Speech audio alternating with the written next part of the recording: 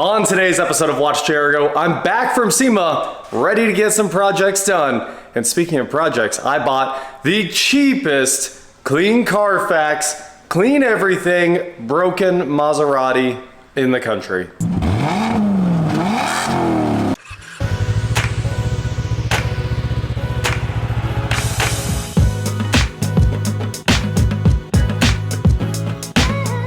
What is going on, guys? I am WatchJRGo, and this is my new to me 2008 Maserati GranTurismo. Just GranTurismo, not an S. And I am super excited to have it just 1 week before the trip to Porsche Palooza. A trip that you'd normally take a Porsche to, but like the only actually affordable Porsche is the Boxster, and I did that last year, and I didn't want to do that again. So I spent all year trying to find a nice cheap 911. It's really hard to pull that off. So we bought this 911 right here. The sort of Ferrari powered, but not really at all, Maserati GranTurismo with the 4.2 liter V8 and the wrong crankshaft if you're trying to call it a Ferrari. So this showed up at Eddie's Chevrolet here in Wichita. I'll post a picture right now for you guys to see. I got a call from a friend that said, come up here right now. This car has to be gone before the end of the day. We are not going to sell it, and if you want it, well, we'll make you a heck of a deal on it. And that deal was $16,500. This was a trade-in, and someone had driven it from Arkansas, which is where it's going again in like 3 days, and they drove it apparently 8 hours here. That's a long trip. They must have been way out in Arkansas. They dropped it off and drove home in a brand new truck, and then when the dealership got it, they were like, look, we're just gonna get rid of this. It's not gonna sell well at auction. If you want it, let's make a deal. So we made a deal, and I am very excited about it. Look at this. I mean, it came in, it got the not for sale sticker, and left this same day. Now, it's got a lot of problems, and I didn't really notice too many of the problems. The only thing they said was, come get it. The entire car reeks of gasoline, and not just like outside the car, we're talking inside the car. It's hard to breathe, just pure gasoline vapor. So that's the first problem, and we'll get into other problems as we go, including this tire that has been sitting here for 3 days and is 100% flat and sitting on the floor. And that's not the worst part of that tire.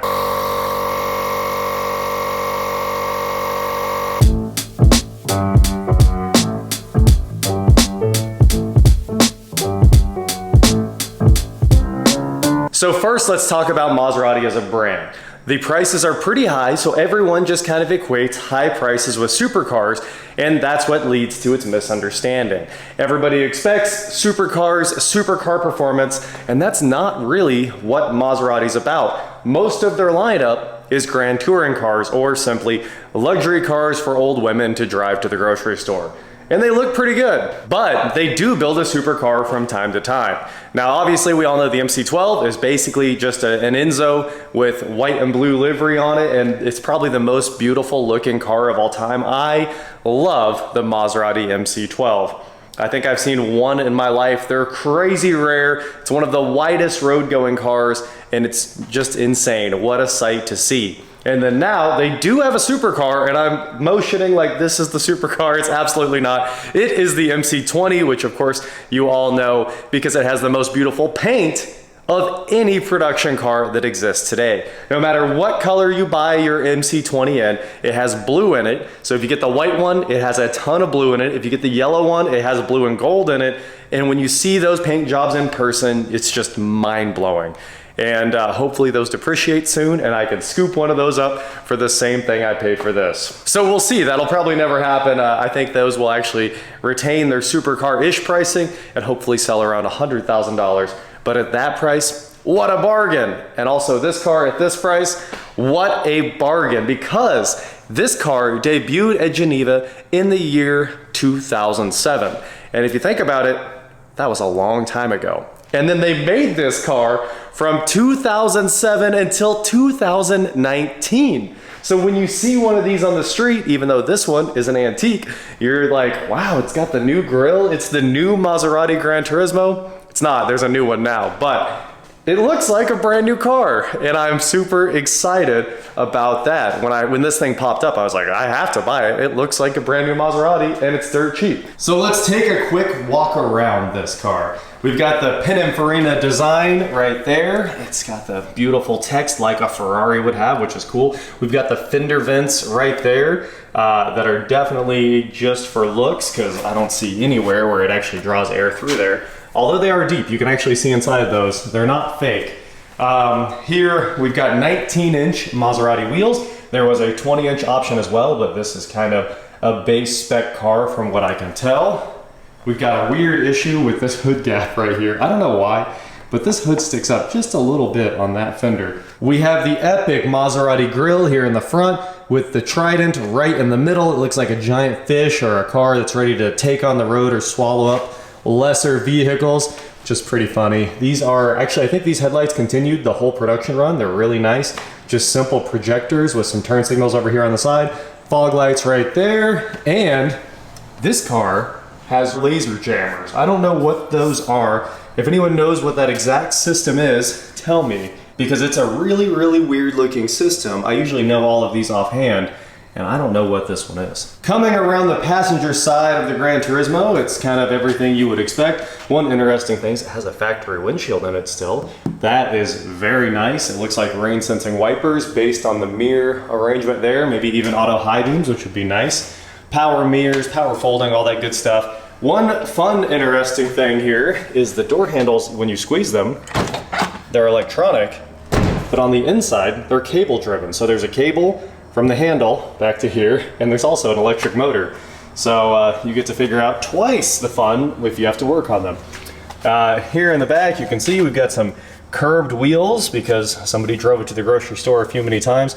I might actually look into having these wheels fixed. That would be nice. Take a look at this thing. It's got nice wide hips. It really is a good looking car, which I appreciate a lot. There's no backup camera or anything. We have backup sensors, but that is about it. Let's see about opening the back up. Trunk struts are bad. So just what you guys would expect. And you know, it's got a little bit of storage here. It looks like one golf club's worth. Is there a spare tire or anything? Ooh, we got a Maserati logo here. Trim piece for the seat. That's definitely what that is. Toolkit. Oh, that is the toolkit. So what does a Maserati Ferrari-ish toolkit look like? Literally the cheapest junk wrenches. And they didn't, even BMW puts a brand on it. Come on now, guys. Come on. I'm not quite sure what this tool is. It's got a square on the end, it's flexible, you can see, and a crank. That seems like it'd be something for a convertible top. And then also the front and rear screw-in tow hook right there. I saw some more stuff in this bag. Oh, more seat parts. All the seat parts happen to be here in the toolkit. I think that's it. The toolkit is all tucked back in where it belongs. It's kind of funny, there are no tools in there to help you change your tire. Obviously no spare, there was nothing back here, although that is a cover. I wonder. I bet this car came equipped with run flats, and that's why there's nothing here in regards to changing tires. Ah, we have the battery. That's probably the wrong battery, but you know, it's a battery that starts the car. But yeah, there's nothing here to help you change a tire on the side of the road, and of course there's no spare, so if you get stuck, you are calling a tow truck. We've got access panels on each side for the lights, a little 12-volt socket right there, and one cool thing here, Maserati logos on the trunk pulls, and dual trunk pulls. Little glow-in-the-dark egress handle that's come unstuck from where it's supposed to sit. We're all put back together there. Let's close this trunk. There's one more look at that laser jammer on the back. The taillights have this nice overhang too that kind of completes the trunk look. Quad exhaust on the back. The world's largest fuel fill. Pretty funny. I guess you have to open that inside the car, but this is gigantic. This is F-250 sized right there, and the F-250 has DEF and diesel. Maserati logo right here. More of those beautiful wide hips. Let's get under the hood and take a look at that V8 power plant. All right, these struts seem to work. The hood struts themselves work. All right, that's good. So we've got what looks to be some aftermarket stuff here. Uru 2, carbon fiber. These are probably air resonator deletes. I bet there's a big air resonation system from the factory.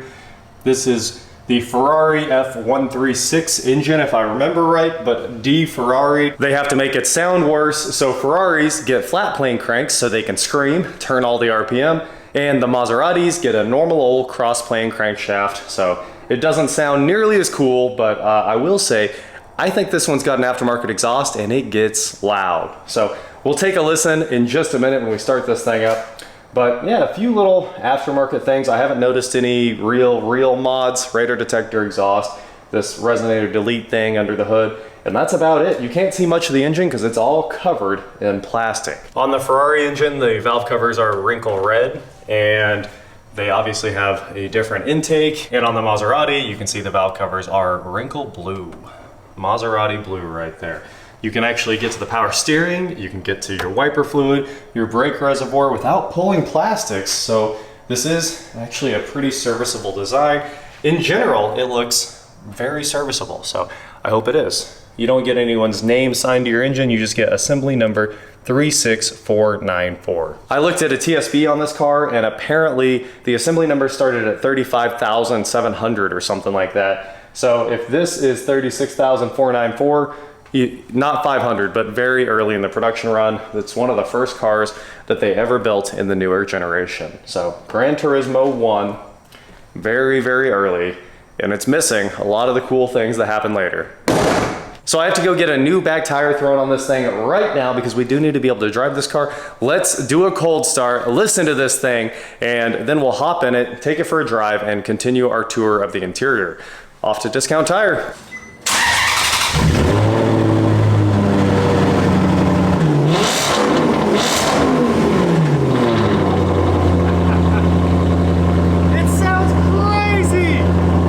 All right, we're back with the one bad rear tire replaced. So one problem solved. It's got plenty more problems, guys. Don't worry about that. Now, before we head inside, I want to mention one more thing. This is a ZF car. There were two different versions of the GranTurismo. One has the ZF 6-speed, the what's that, the 6HP26, which obviously we've worked on a bunch on the channel before. A lot of Jags use it. I even have a spare one, which is kind of cool. And the other version has the Granturismo, or however you say it, single clutch.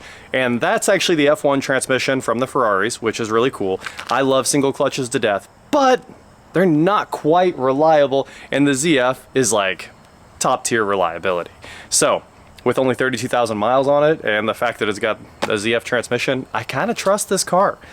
I'm probably going to be wrong, let's be honest, but I kind of trust this car. A nice solid V8 and a simple transmission. What could go wrong? Well, we'll find out together, obviously. And then one more thing, Granturismo, or whoever that is that builds F1, they also built like the McLaren's dual clutch, many dual clutches. They build a great transmission, but of course you end up with clutch wear on the single clutches, and this one, no such problem. Now let's hop inside and check it out. I opened that giant gas door. I hadn't done it before. Check it out. There's a Maserati gas cap in there. Oh wow, it actually looks like it's been replaced. Green inside, how interesting. Let's see if we can untangle this. Probably get a new leash for it because the rubber's pretty toast. But I also don't, I think that goes on the other way. I think it's kind of weird. All right, we're done with the gas door. All right, inside the GranTurismo, it's not a bad place to be. Maybe you would call it well-appointed back in 07. You wouldn't call it well-appointed today because it doesn't really have any options. And the ones it does have are very dated. But let's talk about it. We have auto up and down windows, and they don't even have the click that like a new car would have. They just do it, which is kind of cool. And here in front of me we have the multifunction steering wheel with a nice Maserati fork on there. We're gonna call it the spork or the fork or something like that because you can't give it that much credit, let's be honest. You're supposed to make fun of these things, not take it seriously. It's life. All right, so we got volume over here, track up down over there, source, mute for the audio system, and then voice controls, which I haven't tried. I'm sure they're not good. And then phone control there, which also, I don't think this car has Bluetooth, so you had to pay for the built-in Maserati phone. You could not just use that as Bluetooth like you can on the new ones. Over here on the side, we've got the light controls with front and rear fog lights. Check it out. This is the only place the soft touch buttons have not self-destructed on this thing. Gas door, trunk, nothing, and mode, which I haven't ever pushed. And then we also have the gauge illumination right there. So this is actually a pretty nice little knob. Everything right there, it's nice. Down here on my door, we've got the mirror controls. You select what you want, and if you put it in, let's see, up or down, they should power fold. Well, they did last time. I do know they work.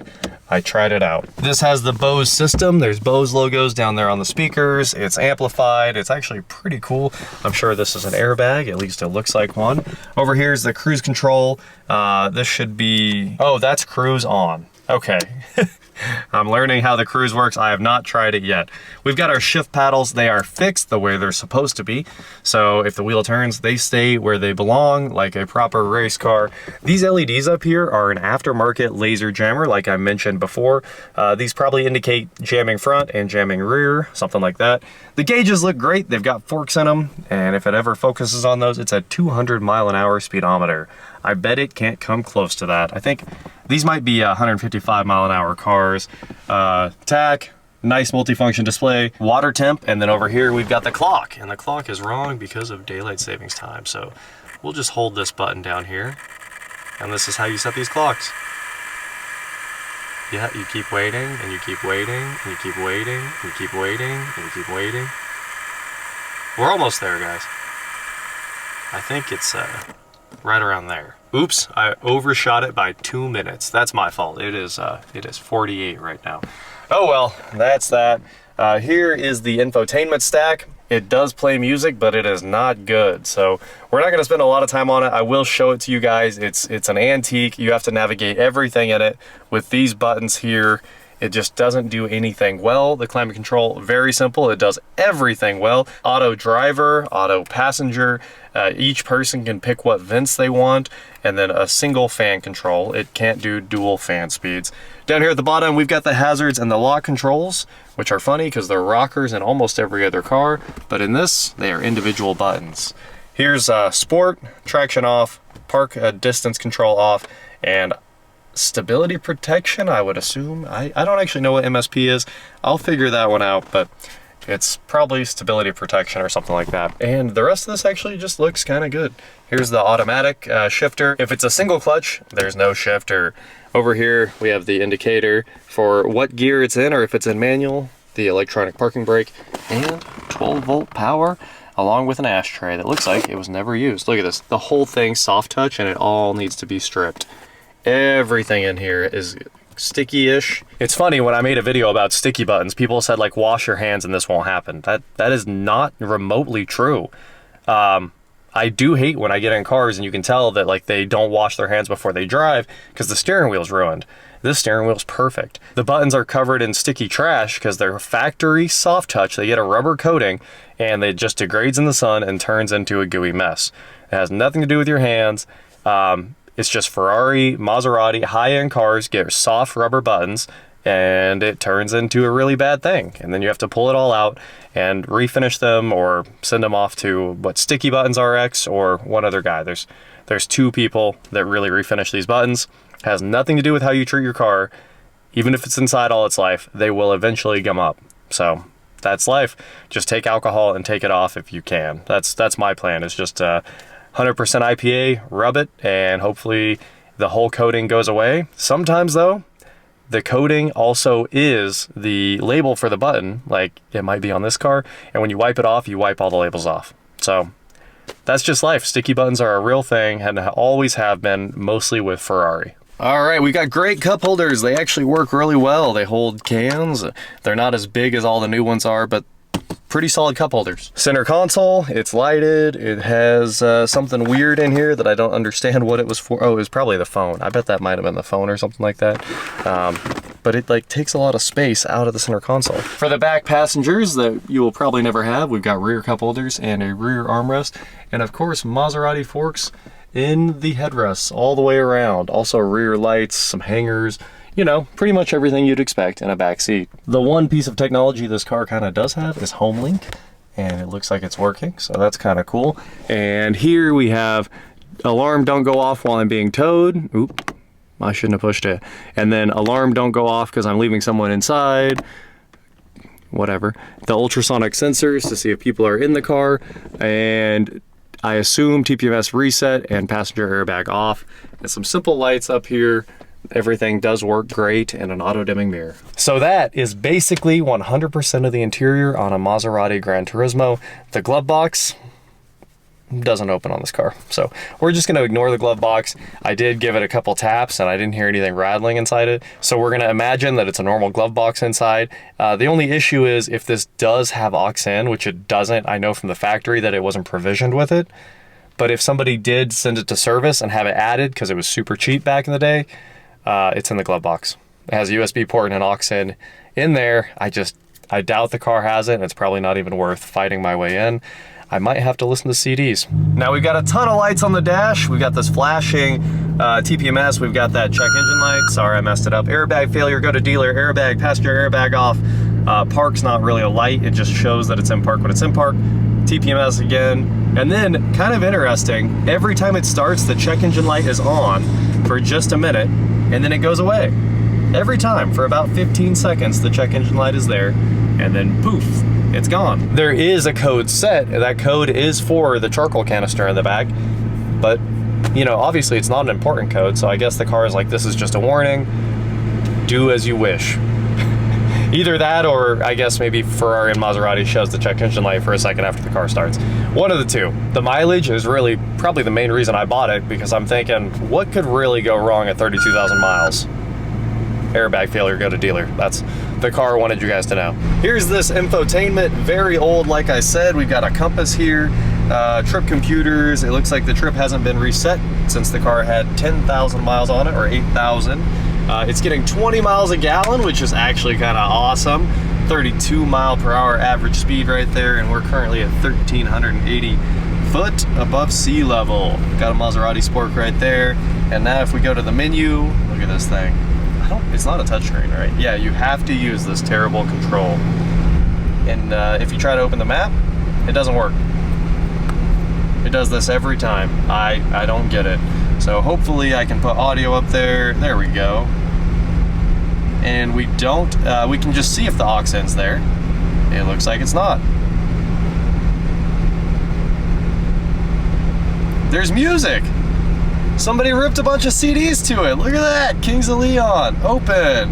Wow, I don't have to bring CDs. All right, this might be a dated piece of junk, but it's nice that somebody filled it up with music. So hopefully there's a CD on there I can listen to, and it looks like there were a lot of CDs, so we might be in the clear. I've now used the jukebox for about 2 minutes, and it's the worst thing I've ever used. You know, Chrysler's been doing this forever. A lot of cars have built-in hard drives that you can rip CDs to.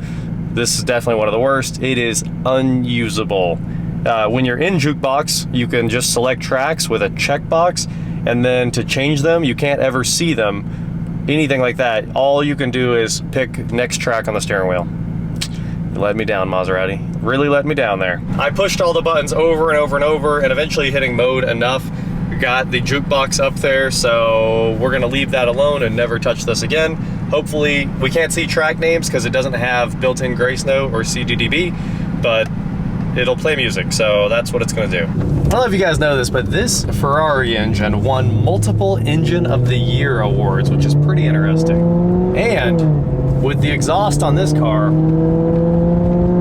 this one sounds pretty cool, I gotta say. So that's like 3,500 RPM. That's not really in the power or anything. And it's already, you know, it sounds kind of exotic. So it's got that going for it. I'll give it a lot of points for the sound. And driving wise, well, it's definitely a luxury touring car. It's not the hard-hitting sports cars that we all know and love, and also kind of the way the ZF works, it's just really chill, being a normal hydraulic automatic. It's in sport right now. We'll give it a little throttle, and it didn't even bother to shift. Most dual clutch cars would have snapped off 2 gears or something like that and said, here, have some power.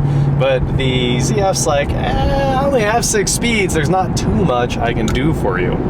But we'll get into the power for real here in just a moment, and we'll see how many gears it decides to grab and go from there. It's probably in 5th right now.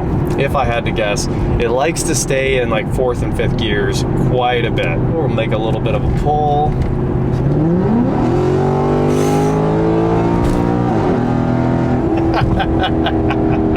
You guys hear the shifts? I love it. This was years and years before all the cars got cool, like pops and burbles. But when this thing shifts, it's like, yes, the thing that we all love. It has so much character with this exhaust. And now look, it's decided that it's stuck in what, 4th gear? There's 5th, here's 6th. It seems like when it's in sport, it will never actually shift to 6th. We just can't be in high gears like that. So unfortunately, I do find myself turning sport off all the time. When you're mixing between like cruise and having some fun, it's like sport on, sport off, sport on, just so you can get it up into high gears, because I don't think anyone really likes driving around on the street in these low gears. It's, you know, it's fun if you want to make noise, but it's not fun for cruising. And if we just hit sport, you can hear the car instantly shifts into the highest gear. And if we turn it back on, because we are in town having fun, we get it back. It's actually pretty quick on that initial hit. When it downshifted all the way, you know, it actually set me back in the seat, not faking it like we usually do as like a comedy bit. It actually kind of set me back, and it's not fast, but it's not slow. I gotta give it some credit. As far as handling goes, I haven't really driven this car spiritedly. I've just kind of driven around on city streets. I'll have a real answer on the handling after Porsche Palooza this weekend, but from what I can tell, it turns in quickly. Every shock is actually in good condition. I didn't see any oil leaking out in my 2-second inspection. So, you know, I think it probably handles like a stock one, and we'll find out how it handles after this weekend. So that's all I have to report from that side. It's smooth, it's comfortable, it's pretty quiet. You don't hear any clanking out of the suspension. But then again, it's a 32,000 mile exotic-ish car, so there shouldn't be any problems anyway. Tomorrow, we'll get to work on this thing and start figuring out just how bad it is. I wish we should launch it, shouldn't we? Dead stop, here we go. There's 0, full throttle. 10, 20, 30, 40, 50, 60. That's a long time. It's like counting in real seconds, so at least 6 seconds. You get used to really fast stuff these days, because like everything can cut a good light, get out of the hole, and it's fun. But I bet back in 07, this car was wild. Anyway, that is it for today, guys. Thank you so much for watching. Don't forget to head on over to shop.WatchJRGo.com for cool shirts, not like this. And please like, share, subscribe, do whatever you want to do, and I will talk to you next time. Woo! I stopped to take the pictures of it. I mean, it is a good looking car, right? What do you guys think? Tell me in the comments below. It's the grill. The grill was magical. This was also one of the fastest developed cars in history. I think they developed it in 6 months or something like that. So, even with the 19s, I think it looks good. Ignore whatever happened here. I'll get that rocker fixed and I'll replace that PPF. It'll look like nothing ever happened. But it's a cheap Maserati. There we go. Good thing we're listening to ALB 13 right now. That's a good one. I always love ALB 13. And track 004. Oh yeah, we got one more thing to do today to make it my own. Now this vehicle's for sale. We gotta get this one off of here too. It's crazy that every car that comes in gets one of these things. Well, this one doesn't want to come off either.